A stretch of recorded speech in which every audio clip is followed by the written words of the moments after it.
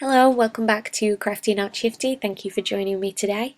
I'm going to be making this card here for a friend of mine using a Brusho watercoloured background. I've got the lemon, orange and the yellow. And to open these you want to poke a hole in the lid. It's got a really fine watercolour powder inside, so if you peel off the wrapping and take the lid off completely, you might find that you end up with a little bit too much powder to work with. So I like to have a hole poked in the lid and then you can just use it to sprinkle the colour out. So I have a piece of watercolour cardstock taped down to a base that I like to use whenever I'm watercolouring. I think it's a good idea to have a separate base when you're watercolouring because you can pick it up and move the colour around. You can put it in at an angle whenever you're painting, and it's just nice to be able to set it off to one side without peeling the tape up from your desk. So I've sprinkled some of that powder around the watercolour page, and now I'm bringing in a spray bottle and just spritzing that with some water. And you can see straight away, as soon as the water hits that powder, it starts to the colour starts to kind of burst out of these little spots of intense colour. I think it's a really cool effect. I'm just sprinkling on a little bit more of the powder on top of the wet watercolour paper now. And this is just to intensify the colour. I actually want a really smooth kind of ombre effect on this, so I'm just bringing in some red to darken up the edges, and then I'm going to get the whole surface of the cardstock really wet to make sure that that colour moves kind of seamlessly out to the edges. So I'm just going to spritz all over the top of that watercolour. And you can see that I've got pools of water on the cardstock there, and that's exactly what I wanted. So I'm just blending that out, not till it's completely smooth. I still want a little bit of variation in the colour, but until it's mostly smooth, just blending that out towards the edges. How cool is that colour? It's really a really intense powder. There's a lot of pigment in the colours, and you can do a lot more with it than just this kind of sprinkle and spritz technique. And there's many videos on YouTube showing how to use these, and I am by no means an artist, so it would be a bit insulting if I went over that. So I've just mopped up the water and set that to one side. Bringing in the art impressions front and backs now.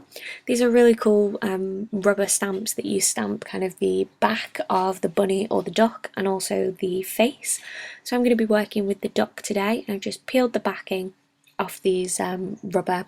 They're unmounted stamps, so you peel the backing off and then you use them in a similar way to you would your cling stamps. You mount them on a clear block, and I'm inking it up with the Memento Tuxedo black ink. This is a really good ink to use if you're watercolouring because it won't smear and smudge. So I'm going to press those down, and then I'm going to use some distress inks to colour it. So I'll just zoom in on this little ducky butt, and I've got distress inks in mustard seed and spiced marmalade. And again, these the stamps and the markers are things that I got for my birthday. So I'm colouring around the edges of the duck, and you can see I got a small piece of my marker kind of peel away onto the surface of the cardstock there, and that's okay, I'm not going to worry about that. I'll just come in a minute with a pair of tweezers and pick that off. I didn't want to kind of wipe it away because I didn't want the colour that's in that fibre to smear all over the cardstock.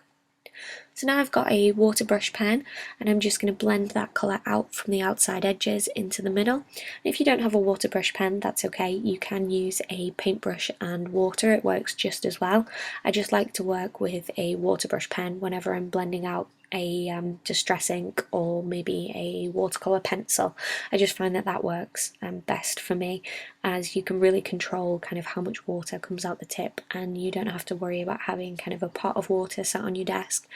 And yeah, I just really like the water brush pens. I think they're really handy to have. So I'm not being too careful with the blending. It doesn't matter if it bleeds out the sides because I'll be fuzzy cutting this image out. So I'm just applying a little bit of the orange, the spiced marmalade colour onto the flippers. And I just think that duck butt is so cute. I don't know why. I really like this stamp set. I think the bunny is adorable as well, but the duck is definitely my favourite. So I pushed a little bit of the orange into the yellow, but I just dabbed that up with a tissue to stop it from blending out too much.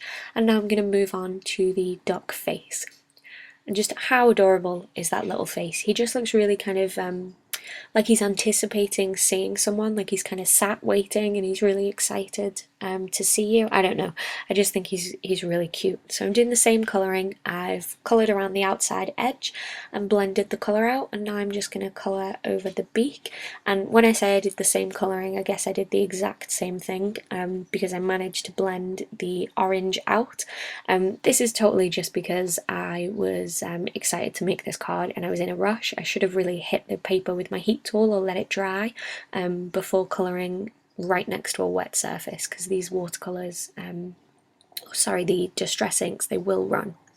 So I came in with a little bit of pink, and I think the pink is the picked raspberry colour, and I watered that down a lot, and I found that when I coloured it over the top of the yellow it wasn't quite pink enough for me, so I just scribbled some more of the colour onto my block, onto my acrylic block, and just created a very light pink that I put on the cheeks. And now I'm going to set that to one side to dry, and here is the finished Brusho watercolour background. How cool is that? I'm really pleased with how that turned out. So I cut that down to 4 by 5 1/4, and then I'm going to take some of these Sizzix circle dies. I've got a black piece of cardstock just to frame that up a little bit, and I've cut that down to 4 1/8 by 5 3/8. I'm just going to take the second, I think that was the second smallest Sizzix circle die, and taping that into the centre, and that's going to give me my window for the duck to poke through.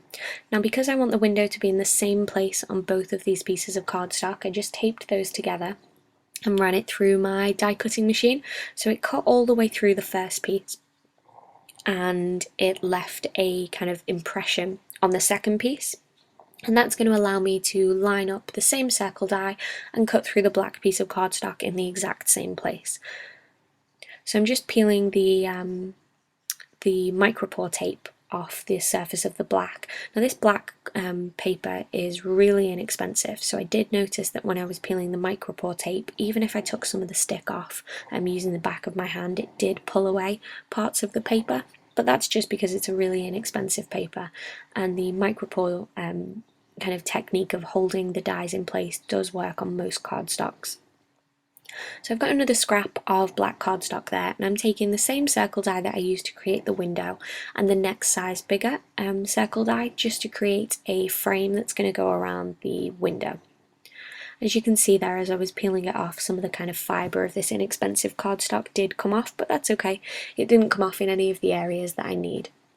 So this is how I'm going to frame it all up and stick it all down together. But before I do that, I need to fussy cut my duck out. So I've let that dry, and now I've got my scissors. These are kind of I believe they're Tonic Studio. I'm just looking to see if I can see them on my desk anywhere. They're somewhere here in the mess and the chaos, but they're really great scissors for fussy cutting. So I just went around the outside of the both of those stamped images and cut those out. And now I'm going to glue the duck face onto the back of the duck's head, if that makes sense. But basically I'm just sticking down the one part of the stamped image to the other stamped image, so it's all one piece. And then once I've done that and that's slightly dried, I'm going to take my black distress ink marker and the black soot and just run that around the outside edges. So I've set that off to one side with an acrylic block. I like to use an acrylic block just to add some weight on top of anything small like that that's drying. It just helps to hold it in place so I can move on to the next part of the card. So I'm gluing down the watercoloured the Brusho background onto that black cardstock, and this is where I noticed that I didn't perfectly line these two pieces up when I ran it through the die cutting machine, so the circle is slightly off on one of those pieces if I line it up perfectly, but that's okay. I think that's all part of getting a handmade card. It's not going to be perfect, there are going to be small kind of areas where it doesn't match up perfectly, but like I said, I'm okay with that. So I'm just placing the kind of front panel onto my 4¼ by 5½ side folding card base, and I'm using my pencil to create a circle mark that I can line up with the same die that I've used to create all the rest of the windows. And again, I'm just taking some of the stick off by sticking that on the back of my hand. And I'm going to stick that on top of my card base and run it through my die cutting machine, so I've got that nice kind of window right the way through the card. So I'm going to stick this panel down now. I don't know if you noticed, I talked in my last video about how I always have kind of small cuts and bruises on my hands and on my arms. Well, I've got a bruise on my middle knuckle there on my left hand. So anyone that's interested in cheerleading at all, that's kind of my other hobby. Yep, that bruise is from basket tosses. If you don't know what a basket toss is, you essentially make a platform with a partner using your hands, and then you launch a willing participant straight up into the air and hopefully catch them again after they've performed some kind of death-defying kind of spins or tricks in the air. So yep, sometimes your hands can get pretty bruised up, but it's definitely worth it. So back to the card. I'm sticking the duck now. I chose to have his face poking out the front of the card, but you could definitely use this the other way around. So I just stuck him down with some Tombow Mono. And now I'm placing that black circle around the window in the card.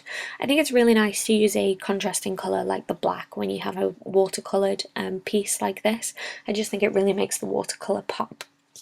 So I've got this Avery L Hello die, and this is what I'm going to use as my sentiment on the card. So I've cut that out of the same inexpensive black cardstock. I'm just going to poke that out, and then I'm going to zoom in and show you how I added some glitter to this. Now again, because this is a really inexpensive cardstock, you'll notice when I zoom in that there are a couple of kind of fibres of the paper sticking out the edges. That's no fault of the die. The die works perfectly. It is just because this is a really inexpensive cardstock. I think I got a pack of kind of maybe 25 sheets for £1, so it really is inexpensive. Now I'm using my Wink of Stella glitter pen, and I only have this pen in 2 colours. I have it in the black, which is what I'm using here for this black cardstock, and I also have it in the clear. And I think the clear works really well on all colours, including the black, to be honest, but I think it's quite nice to have the black glitter pen just for when you've got that darkness on the cardstock. I think it's nice to kind of keep that intensity. So I decided I wanted this Hello die cut to be popped up off the card base, so I cut it an additional 3 times out of black cardstock, and I'm just using my Ranger Multimedia mat to layer those up and stick them one on top of each other. And there you can see I'm just placing the last one on top, and to line these up is really easy. I'm just kind of running my fingers along the outside edge of the die cut. The Ranger Multimedia mat has a really strong hold, but it's not stuck permanently, kind of with it being a wet adhesive the second it touches. So you've got enough time to kind of wiggle that die cut round until you're perfect with the position, and then again just set that off to one side with maybe an acrylic block sat on the top just to make sure it holds it in place. Now that's dry, I'm going to stick that across the front of the card. So again, I'm applying the Ranger Multimedia mat. And look how gorgeous that dimension is. It kind of looks like a wood chip piece. I'm really pleased with how that turned out. So I've applied the multimedia mat onto the back, and this is a great adhesive to use because if any of it squishes out the side, which it's probably going to with such fine detail like this, it's okay because it dries perfectly matte and it doesn't leave a glossy sheen on the card. So to finish this off, I've die cut some mini hearts using a Simon Says stamp die, and I'm going to colour those in using the barn door distress marker, and then I went over these with the clear Wink of Stella glitter pen. And this will, because the distress ink reacts with water, this will turn the tip of your glitter brush pen red, but you can just scribble that off until it's clear again, and it won't harm your marker at all as long as you remember to just scribble that off until all the colour's gone. So then I used my quick stick tool for some of the smaller hearts and my fingers for some of the larger ones, and just place those into a little blob of Ranger Multimedia mat and then press those down onto the card to finish it up. So I hope you've enjoyed watching this card making video. I think the little duck butt on the inside is adorable, and I'm really pleased with how this turned out. So I mentioned earlier that this card was going to be for a friend, and I'm going to show you a close-up of the envelope that I decorated using the Mama Elephant balloon letters. So here it comes, drum roll please. It is Finley!